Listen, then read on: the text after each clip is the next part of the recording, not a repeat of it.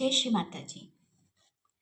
Doctor Kavya Jaiswal जो एक psychic medium है, उन्हें माध्यम बनाकर दिव्य सत्ताओं ने कई महत्वपूर्ण संदेश प्रसारित किए। इन संदेशों को डॉक्टर काव्या जायसवाल ने एक किताब के रूप में प्रकाशित करवाया। इस किताब का नाम है waking up in the I of the storm. इस किताब को आप अमेजोन पर प्राप्त कर सकते हैं। आज हम जो एक महत्वपूर्ण संदेश सुनने, पढ़ने और मनन करने वाले हैं, यह संदेश डॉक्टर काव्या जायसवाल को 4 मई 2021 को प्राप्त हुआ। सोर्स हैं जलाराम बापा। जलाराम बापा इस प्रश्न का उत्तर दे रहे हैं, if there is a purpose to life we come down on this plane for, then why is there suffering to us. अर्थात यदि जीवन का कोई उद्देश्य है जिसके लिए हम इस ग्रह पर आते हैं, तो हमें दुख क्यों है। इतिश्री। जलाराम बापा इस प्रश्न का उत्तर देते हुए कहते हैं, आपके दुर्भाग्य मानव शरीर में आपके द्वारा किए गए दुष्कर्मों से संबंधित है। यदि वे आपको परेशान करते हैं तो जान लें कि आपके दुष्कर्म ने किसी और को भी पीड़ा पहुंचाई है। जितनी जल्दी आप समझ जाएंगे कि एक कार्य दूसरे व्यक्ति को कैसे असुविधा पहुंचा सकता है, उतनी ही जल्दी आप अपने आचरण को नियंत्रित करना सीखेंगे। हर बार जब आप किसी दूसरे व्यक्ति को नुकसान पहुंचाने की ओर झुकते हैं, तो आप केवल अपनी खुशी की कीमत पर ऐसा कर रहे होते हैं। जब आप किसी साथी को दर्द पहुंचाने के बारे में सोचते हैं, तो आप एक ऐसा स्थान और समय बना रहे होते हैं जहां ऐसा विचार मौजूद होता है।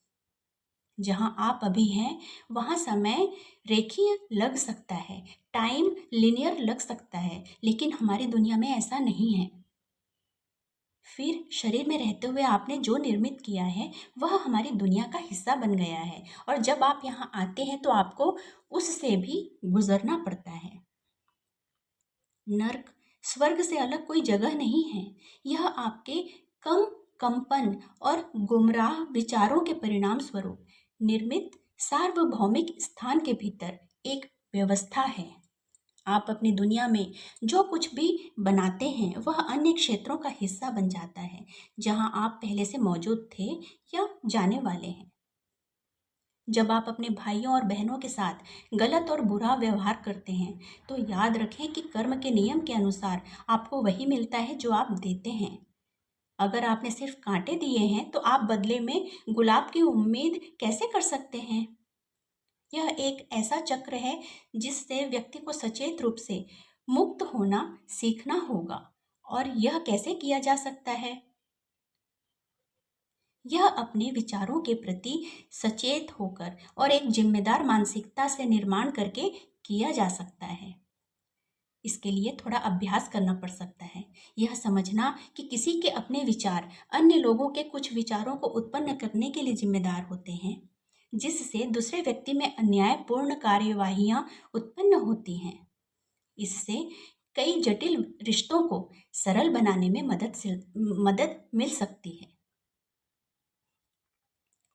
ये विचार शरीर के साथ नहीं मरते। एक बार बनने के बाद वे ईथर का हिस्सा बन जाते हैं और वहीं रहते हैं।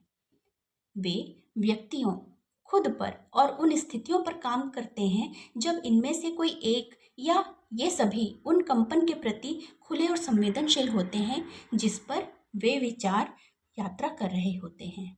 उदाहरण के लिए, यदि कोई व्यक्ति लगातार झगड़ता है, दूसरों की बुराई करता है और अपने आसपास की हर चीज को कोसता है, तो वह ऐसे कंपन में कंपन कर रहा है जो जीवन में बीमारियों, दूसरों से क्रोध और दुर्भाग्य को आमंत्रित करता है।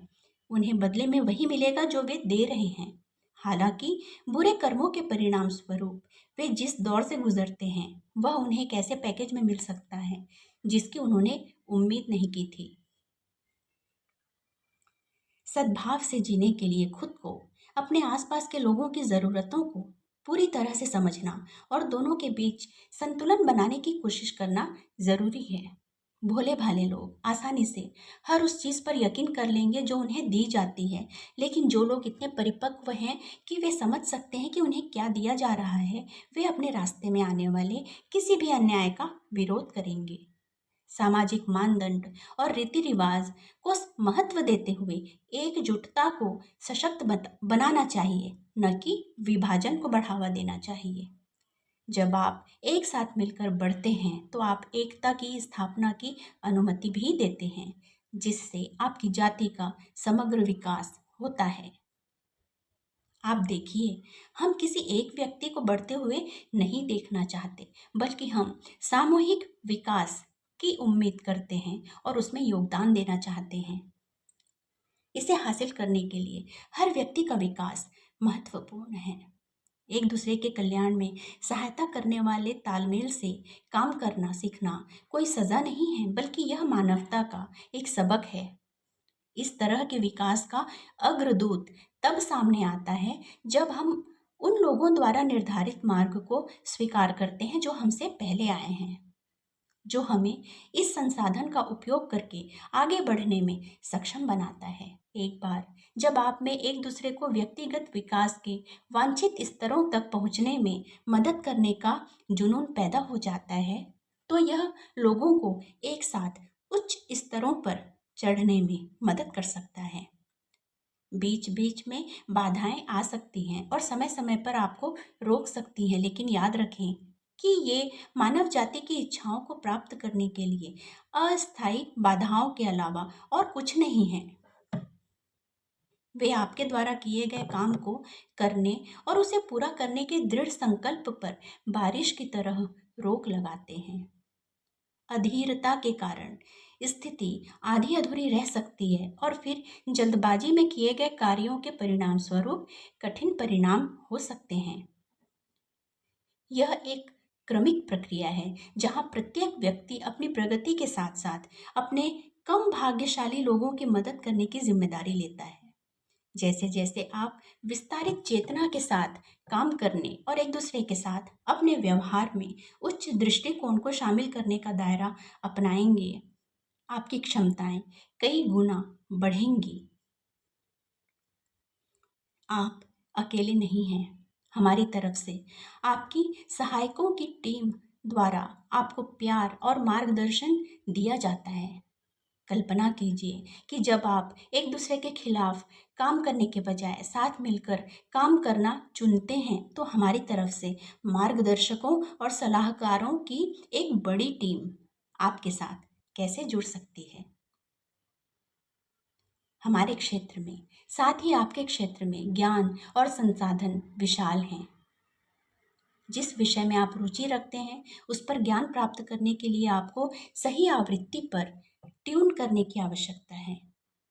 एक बार जब आप खुद को एक छात्र और एक शिक्षार्थी के रूप में स्वीकार कर लेते हैं, तो आप उच्च प्रकृति के सीखने के द्वार खोलते हैं।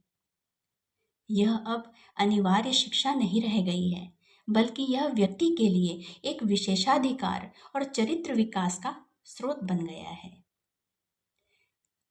4 मई 2021। स्रोत जलाराम बापा। जय श्री माता जी।